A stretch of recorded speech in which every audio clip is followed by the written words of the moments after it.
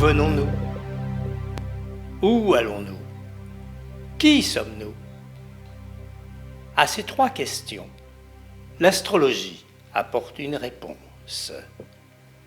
L'astrologie est l'héritage de la sagesse contenue dans tous les calendriers du monde, qu'ils soient profanes ou sacrés, védiques, babyloniens, aztèques, égyptiens, bouddhiques, druidiques, bibliques, islamiques, grecs, romains, catholiques, orthodoxes et républicains même.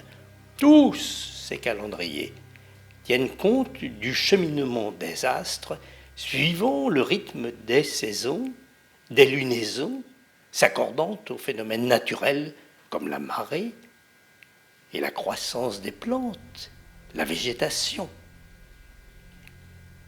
Les cycles des corps célestes trouvent leur écho dans notre propre corps, dans notre nature profonde. Ne sommes-nous pas composés de poussière d'étoiles? En nous, l'infiniment grand et l'infiniment petit coexistent, obéissant à des lois qui régissent notre vie. Notre système solaire en particulier est à la fois le miroir et l'horloge de nos destins singuliers,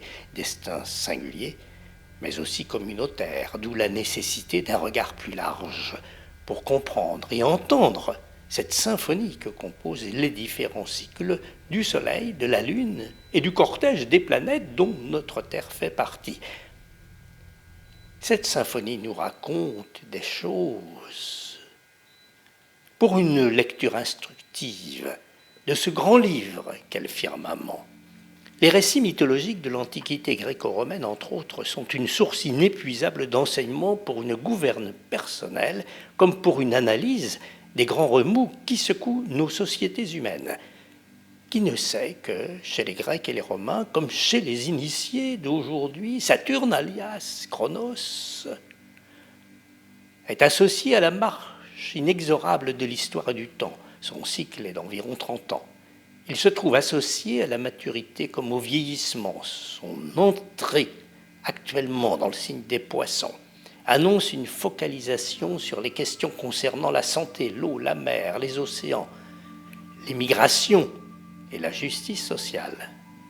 Qui ne sait que Pluton, le dieu des enfers, des richesses souterraines, des gouffres et des volcans, après avoir séjourné une quinzaine d'années dans le signe du Capricorne, entre fin mars en 2023 dans le signe du Verseau. Attendons-nous à une expansion irréversible et peu contrôlable des pouvoirs liés à l'univers des nanosciences et des technologies numériques de pointe. L'ère du Verseau, d'ailleurs, dans laquelle nous sommes entrés, nous réserve encore bien des surprises.